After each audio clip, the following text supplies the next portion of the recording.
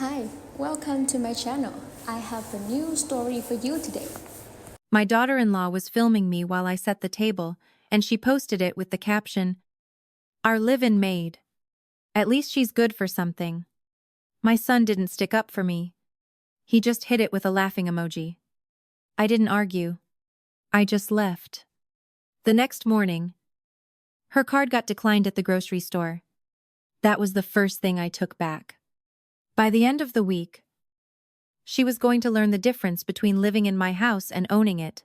I was folding the white napkins next to the plates. The Sunday pot roast was already resting on the counter, filling the kitchen with that warm, savory smell. My daughter-in-law, Dara, stood in the doorway, phone pointed right at me. At first, I figured she was filming the nice table setting. Then I heard her voice loud and clear. "Our living maid. At least she's good for something." She let out a little laugh and tapped her screen. I froze mid-motion. Our eyes met, but she just shrugged and turned away. A few minutes later, I was sitting in the kitchen, opening the app on my own phone. The video was already up. The caption was exactly what she'd said. Right underneath it, I saw the notification my son Derek had commented. Just one crying, laughing emoji. I didn't feel a stab in my chest. What I felt was this strange ice-cold clarity. To them, I wasn't family anymore. I was free labor. A year earlier, they'd moved into the upstairs bedrooms to save for their own place. Since then, I'd quietly taken over the whole household. I stood up, grabbed my coat off the hook, picked up my purse, and walked out without saying a word. I locked the front door softly behind me, got in my car, and drove to a quiet little bed and breakfast on the edge of town. I needed space. I didn't cry. I just thought. The next morning, I was sitting on the little balcony off my room with a cup of coffee. The winter sun was bright. My phone buzzed on the wooden table. A text from Tara popped up. Why was my card declined? I'm standing here with a full cart at checkout. It was the extra debit card I'd given her for shared groceries. Without hesitation, I opened my banking app and confirmed what I had done the night before. The card was already blocked. I didn't reply. I set the phone down, breathed in the cold morning air, and sliced into my croissant. Seconds later, the phone rang again. Around noon, I drove home. The second I unlocked the front door, I heard quick footsteps in the hall.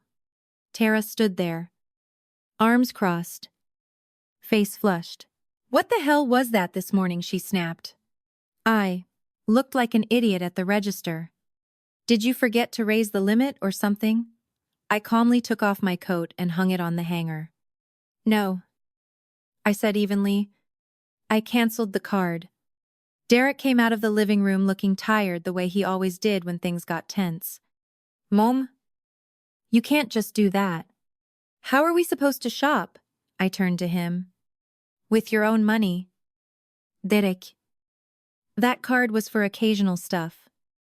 Not your everyday expenses while you live here, Rontry. I'm not carrying that anymore." I held out my hand. "I'd like the card back now." Tara hoofed, dug through her purse, and tossed the plastic card onto the little entry table. All this drama over one stupid video. It was just a joke for my friends. "It was your idea of a joke," I said matter-of-factly. "And this is my card. I don't need the jokes, and you don't need my card." I walked past them into the kitchen. Instead of making the big family lunch like usual, I heated up a single bowl of soup, sat at the little kitchen table, and ate alone. Derek hovered in the doorway, waiting for me to ask if he wanted some. I kept eating in silence. After a few minutes, he turned and left.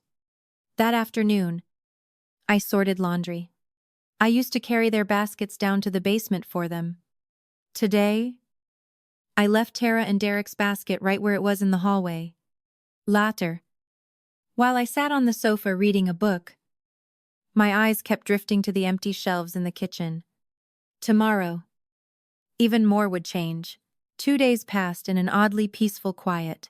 I cooked only for myself, loaded only my own dishes in the dishwasher, and wiped down only the surfaces I used. Wednesday morning, Derek appeared in the kitchen doorway, holding a wrinkled shirt, looking lost.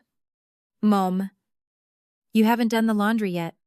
I need this blue shirt for a meeting this afternoon. I glanced up from my newspaper and took a sip of tea.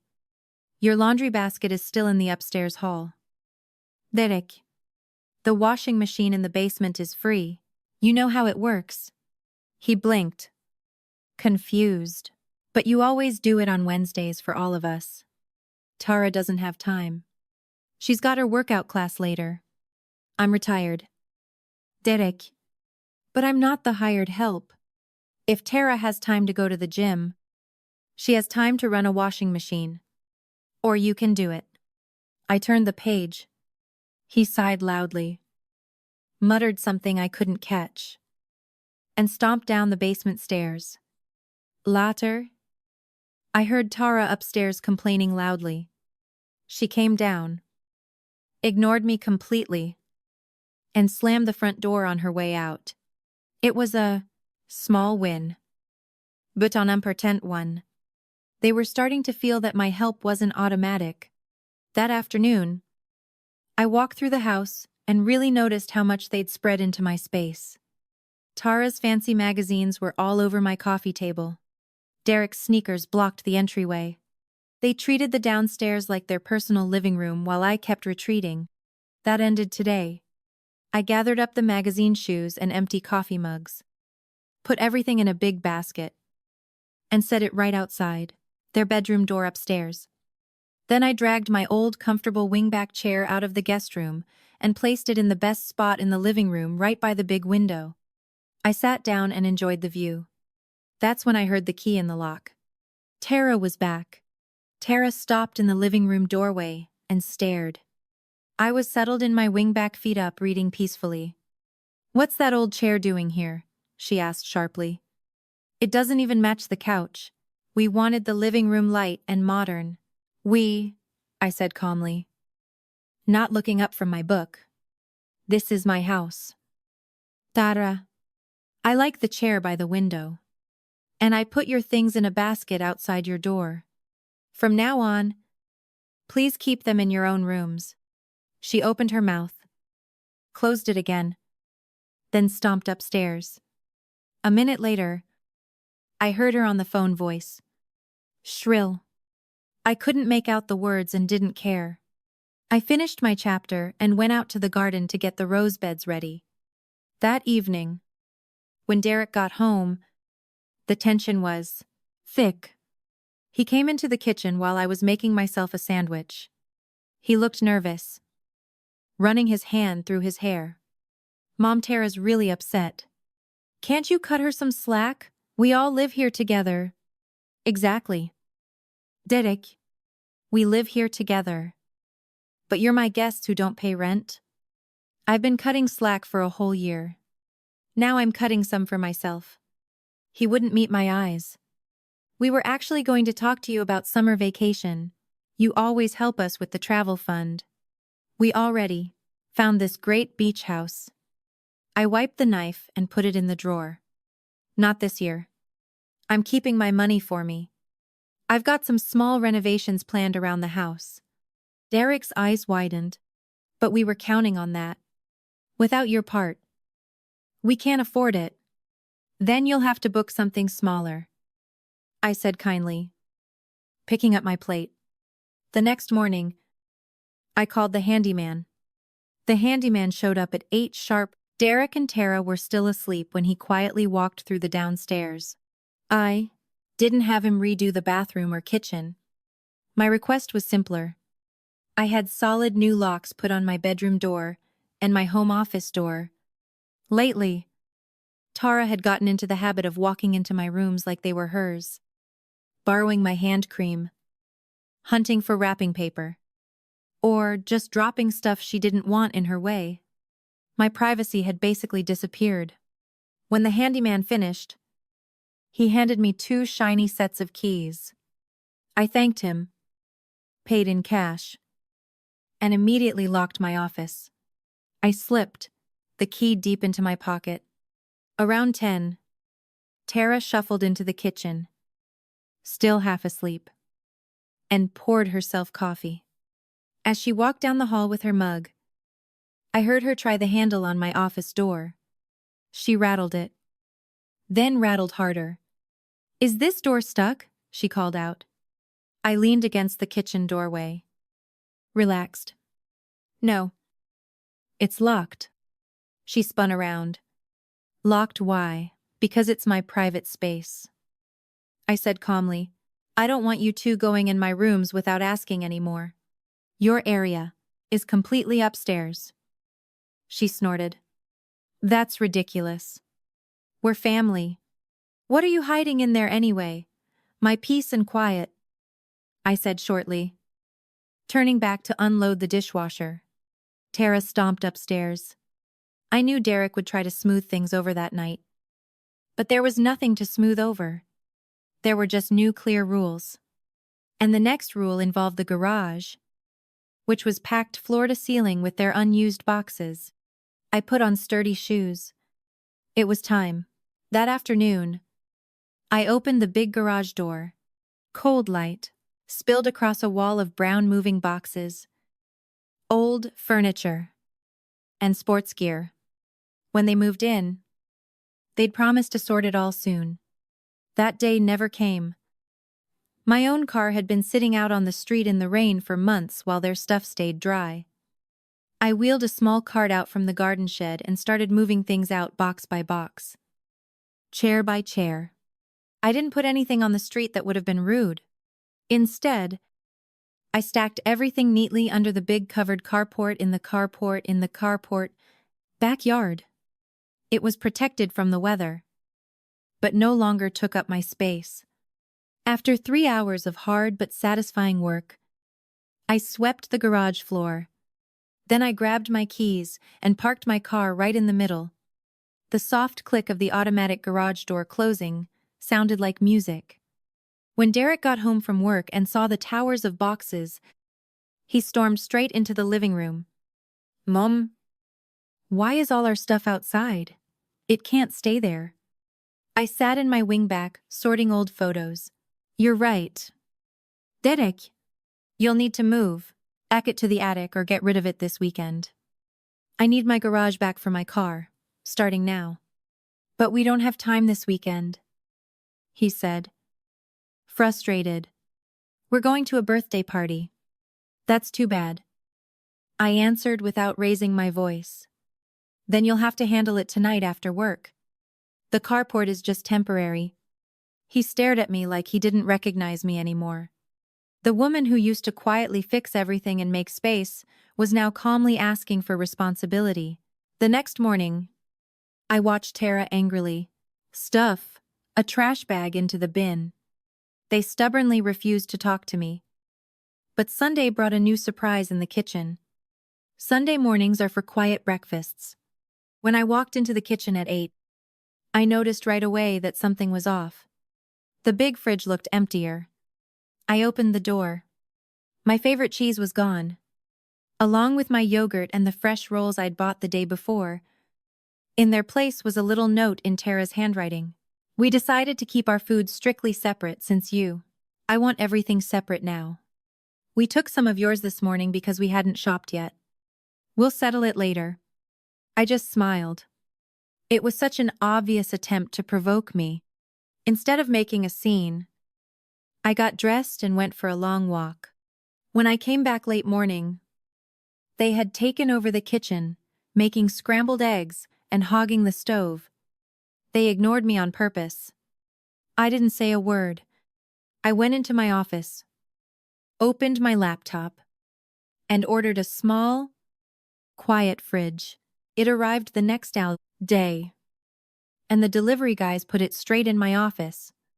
That afternoon, I drove to the gourmet market. Bought fresh salmon, good cheese, nice vegetables, and a bottle of white wine. I put it all in my new private fridge and carefully locked my office door. When Derek and Tara came home hungry that evening, they opened the big kitchen fridge. It was almost empty, except for their few things.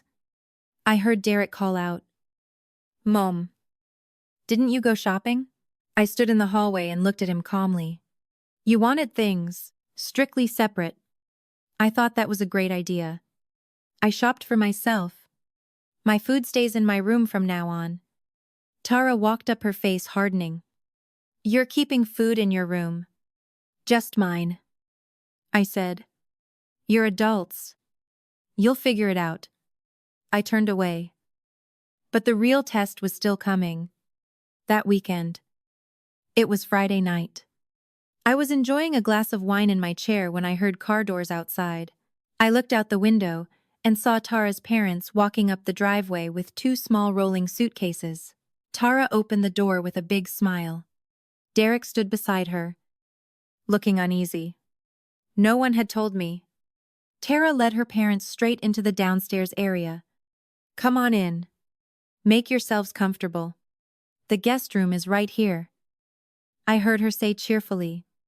I stayed seated. I knew exactly what was about to happen. Tara marched up to the guest room door and turned the handle. Nothing. She tried again, rattling it. Locked.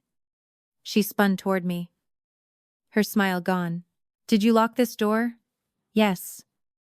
I said calmly, standing up to greet her parents politely. "Good evening, Mr. and Mrs.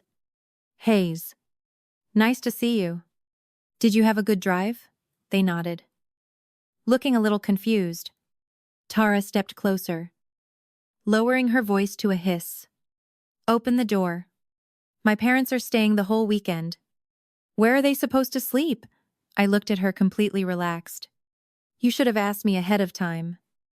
"Tara, the guest room isn't available anymore. I turned it into my new craft room. You can't be serious," she said louder. "You can't just send my parents away." "I'm not sending anyone away," I replied evenly. "But if you invite guests, you need to host them in your own space. You have that big living area upstairs with a pull-out couch. I'm sure they'll sleep just fine there." Derek's face turned red. Tara's parents stared awkwardly at the floor. Without another word, Derek picked up the suitcases and carried them upstairs. Tara glared at me, but followed silently. The house was mine again. And Monday morning, I would take the final clear step.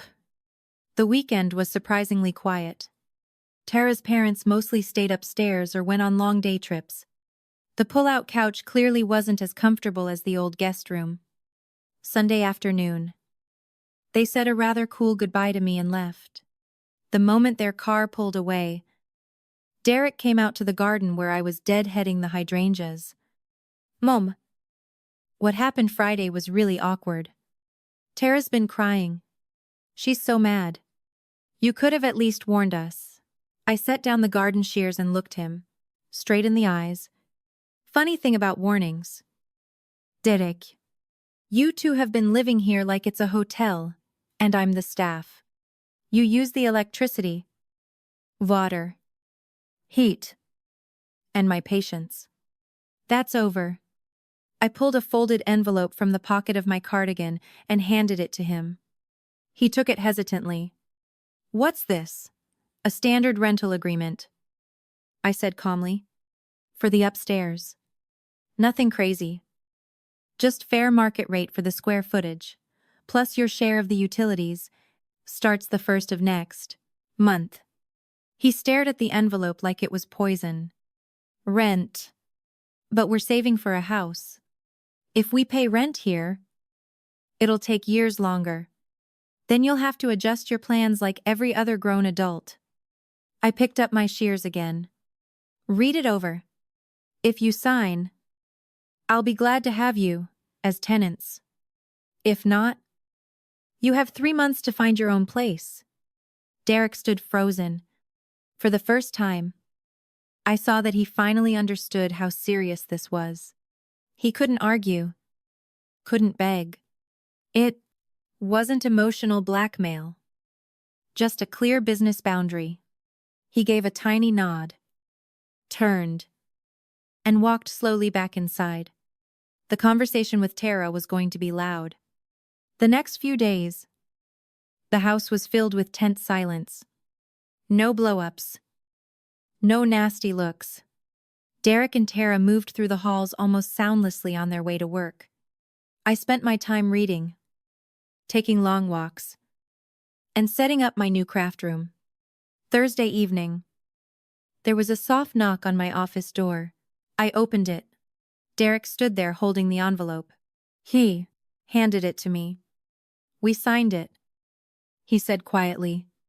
He looked tired, but somehow more grown up. We get it.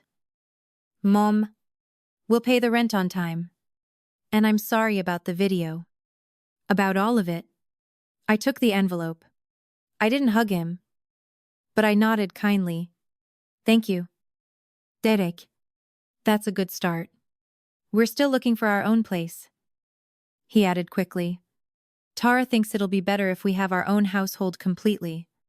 I think that's a very smart decision. I answered honestly and closed the door. In the weeks that followed, they actually started packing boxes. Our interactions stayed distant but polite. Tara never treated me like staff again. They paid their first month's rent, bought their own food, and did their own laundry. 4 months later, they moved out. They'd rented a small apartment on the other side of town. No beach house. On moving day, Derek handed me the keys to the upstairs. The house was perfectly quiet. It smelled like fresh coffee and my flowers. The next morning, I made breakfast, carried it to my wingback by the window, and sat down. Morning sunlight poured across the living room. No shoes left in the hall. No one expecting me to have lunch on the table. I took a sip of coffee, leaned back, and felt a deep, long-missed lightness fill my body. I wasn't the maid.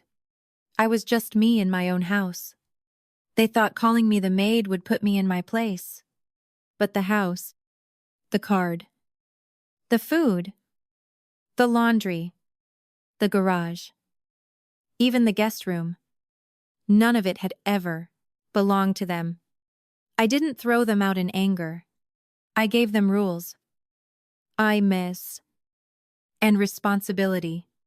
And in the quiet of my own living room, with one quiet cup of coffee in my hand, I finally understood. Respect isn't something you beg for in your own home. It's the lock on the door